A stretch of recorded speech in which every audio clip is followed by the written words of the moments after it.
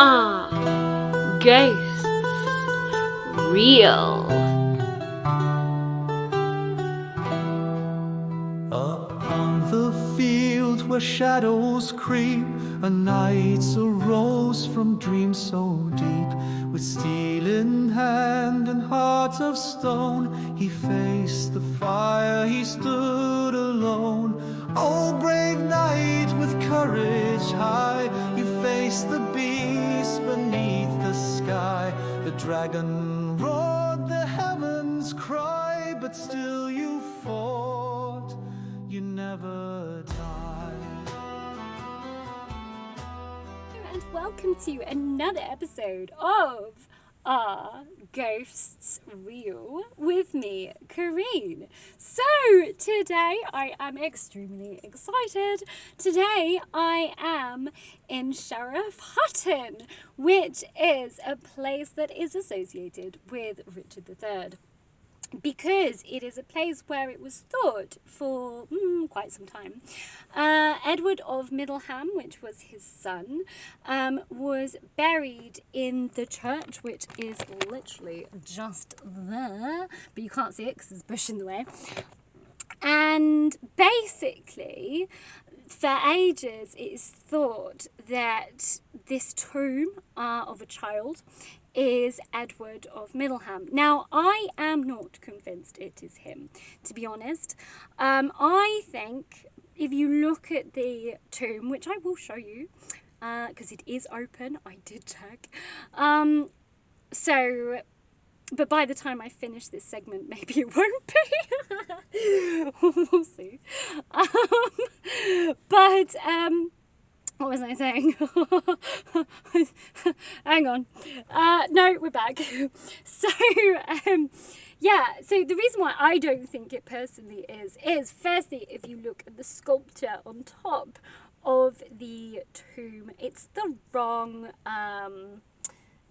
it's the wrong hairstyle.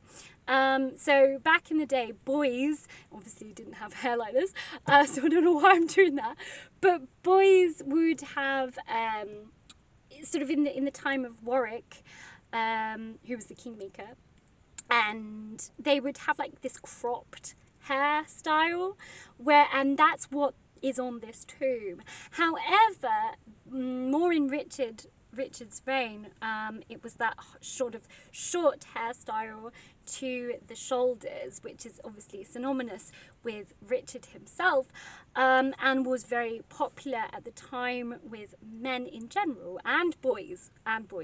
So, and if you look at Edward, his brother, and his children, so the princes, again, they've got that cropped hairstyle. So for me, I'm like, I don't think it is.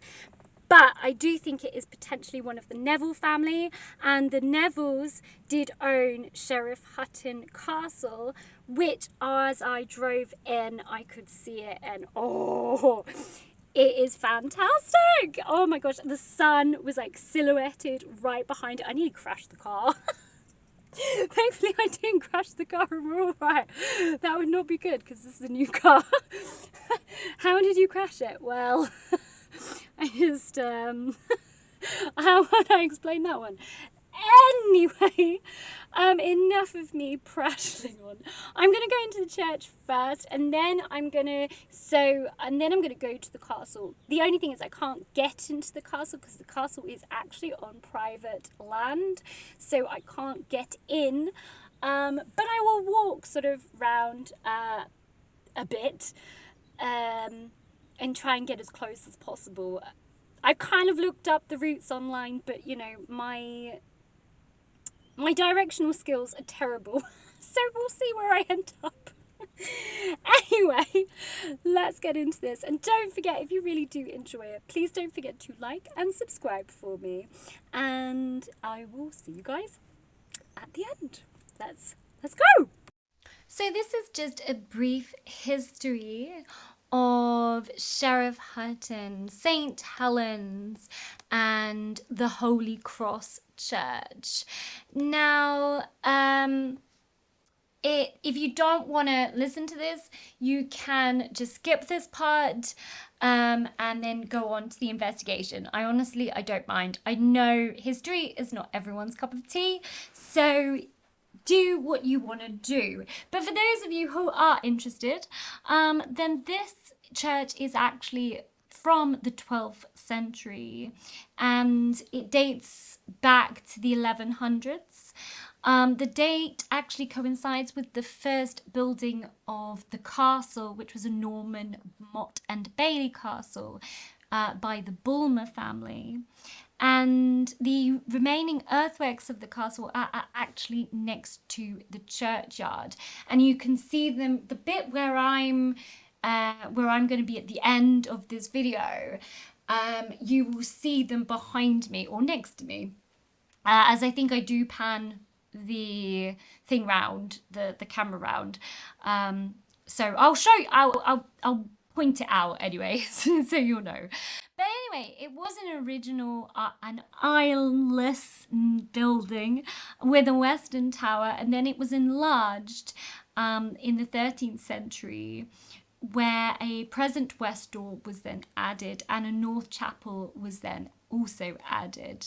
In the 14th and 15th century, it was continuously expanded because, of course, the powerful Neville family, who owned the nearby Sheriff Hutton Castle, actually started using this church as a family church and a burial place for all of their relatives. The church remains relatively unchanged, so this would be really what the Neville family would have known if they were walking in. The only difference is the addition of a western porch, which was in the 18th/19th century, but everything else is literally pretty much exactly the same thing.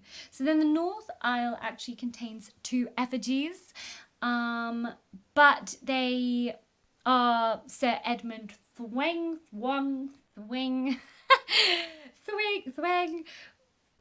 I really cannot pronounce his name.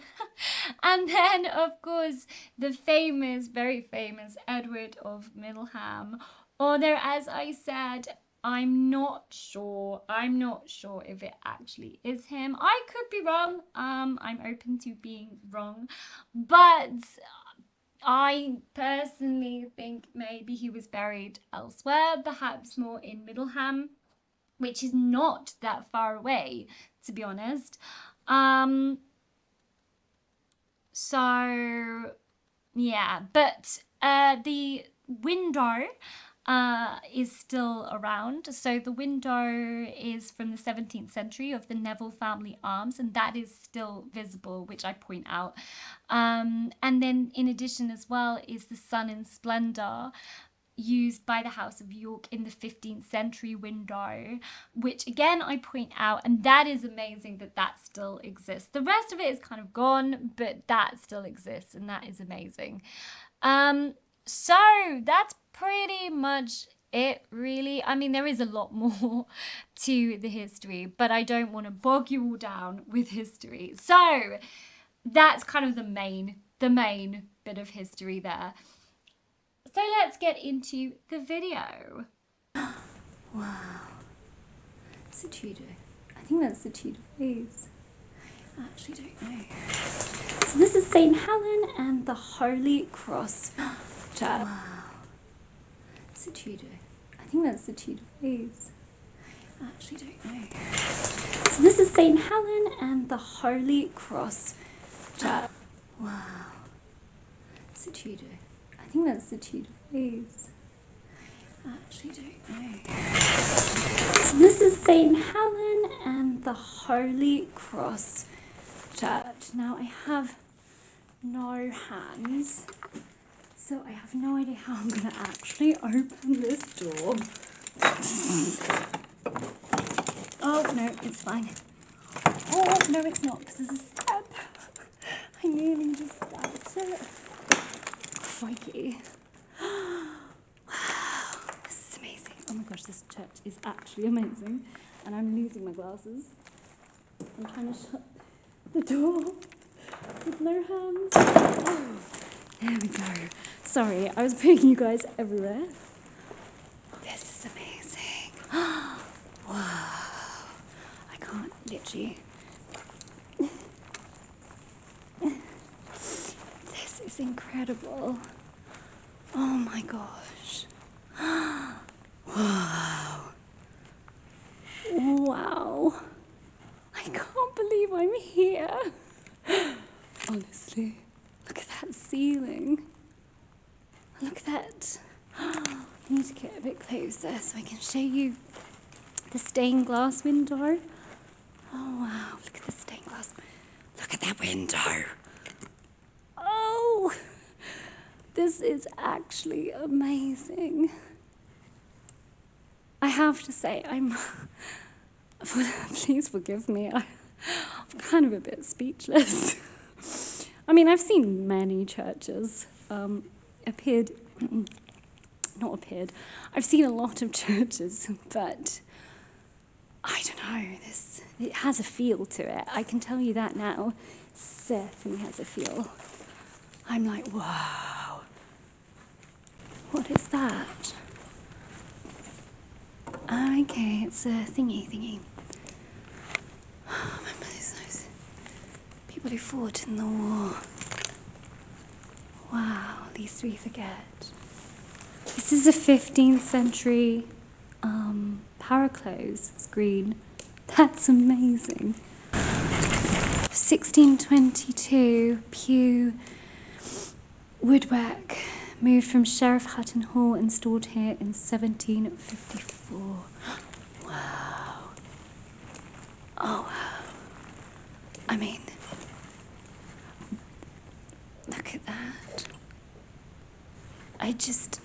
Wow. I'm just and I don't really know why I'm making this. What's happening to me right now? I'm just, you know. Oh wow, look at this. Look at this old wagon. That's amazing. Spend the natural beauty around the world. Oh, okay. This is made by Gillian Clark, in reflection of love and respect for the environment.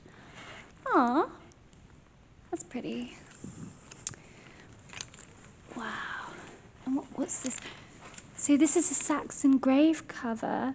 Has passed 100 years, been on the south aisle gable end. In 2002, the roof was re-leaded and it was removed and mounted above. Whoa! So that's a grave. It's a grave cover. That's amazing. Wow. Now, the first thing I am actually going to say, and I'm going to point out here, it's amazing as well, is you can hear the clock. So if you can hear a weird... In fact, I'm going to be really quiet. That's the clock. So that is not paranormal. And I just thought I would let you all know that. So this over here, I believe, is the tomb. Oh, Lord. My glasses keep falling down. And this is a carved panel, which is the Last Supper. It's actually amazing. Wow. When was it? It was done in 1881. Wow. That's amazing. Okay, Marion Edgerton, Admiral Jack Edgerton, CB, 29th of March, 1892 to 17th of April, 1972. Oh, that's lovely. Neither death nor life shall be able to separate us from the love of God. Oh. So these here are the tombs, of, well, this one here. So these here are the tombs, of, so these here are the tombs, of, well, this one here is supposedly Edward of Middleham. Again, as I said, I'm not 110% sure on that, to be honest. And then there's, I've got holding too much stuff. I need to put my stuff down. And then this is Sir Thomas I can't even pronounce his name. The Ring of Cornborough. I'm so sorry, Sir Edmund, if you can hear me. I'm so sorry. I pronounced this so badly, I feel. But he died in the Battle of Stirling in 1366. His face is kind of gone. Joan Thring married Snorsel of Barley Hall, Stonegate, Sheriff of York in 1464, and Thomas Weetham built this chapel for his wife Agnes and himself. And Weetham was a Chancellor of King's Exchequer in 1463 to 64 and councillor to Richard III. Okay.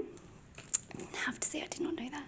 And there's a face there, but then there's like no body, so I don't know what happened to his body, but it's just like a floating face on the stone, on the thing. And obviously you've got Edward, you've then got Richard III, and then you've got a whole thing here about, well, the Wars of the Roses, really, up until Elizabeth I. And the Council of the North. So the Council of the North was actually established and here in Sheriff Hutton. And the Council of the North was, I'm going to put this down. Basically, oh, that was so close. Just up there is the sun in splendour, which is the Yorkist symbol up there. There, you can see it there. And actually, I am dressed in Yorkist gear today. So I am in white and gold, which was Yorkist. I've also got some roses, white roses there, which was their symbol too. So I'm feeling very Yorkist today. But then that is because I am a Yorkist anyway, so haha.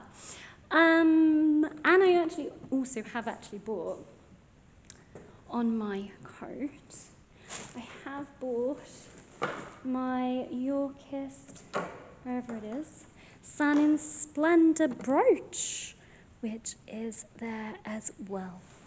So we are all Yorkist up today. So what I'm going to do first is, I'm just going to get some cat balls out. The other thing I did also bring is my Jester hat, which I haven't bought in a while. But I thought, why not?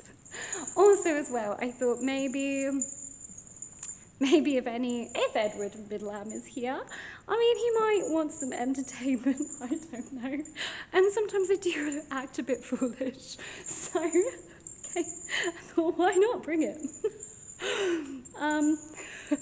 Yeah, sometimes I can be a bit of a fool, so.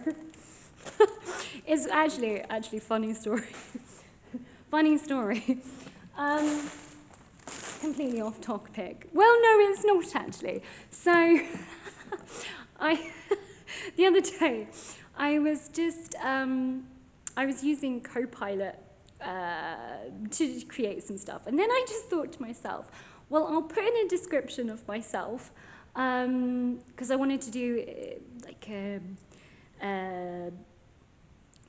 what do you call it?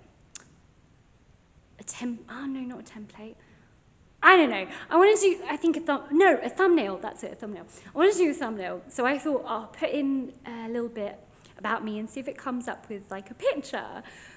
And it did come up with a picture, but it also said that I am unusual.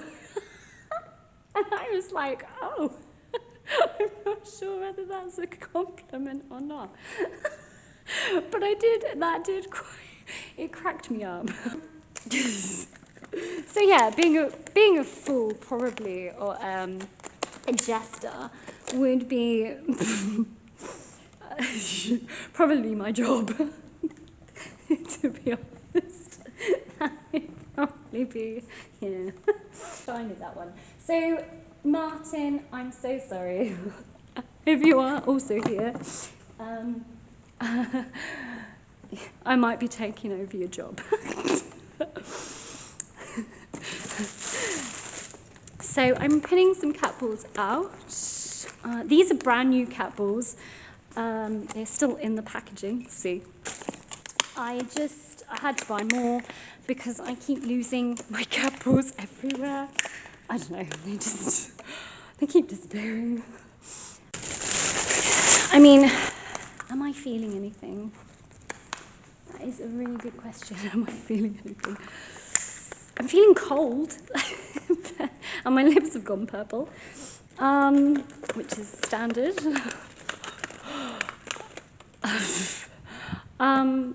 But am I actually feeling anything? I don't know. I don't think so at this point. I'm really happy. I'm happy because I have finally made it here, and I finally managed to get here, and you know, this has been on my little bucket list for, well, forever, to be honest. Forever. So I am feeling very excited. I'm trying,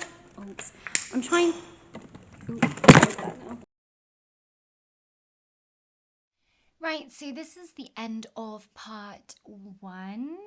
I'm going to put this into more parts because there is actually quite a lot of footage that I have to go through, and I haven't had time to go through it all because I did take 3 sets of cameras with me.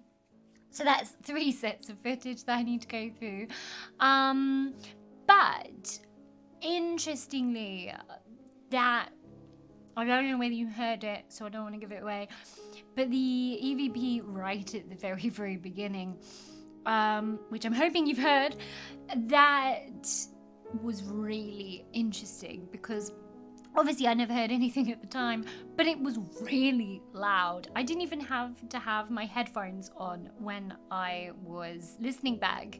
I heard that without headphones, and so that was amazing to me, and that was before I even stepped foot into the church. So I hope that you kind of heard that one because I think that's one of the best ones. I can't quite work out what it says, so in the comments if you could let me know what you think, that would be fantastic. And if you can let me know what you think in overall in the atmosphere, if you're picking up anything or if you feel anything, then please do let me know in the comments below. So I hope that you enjoyed part 1.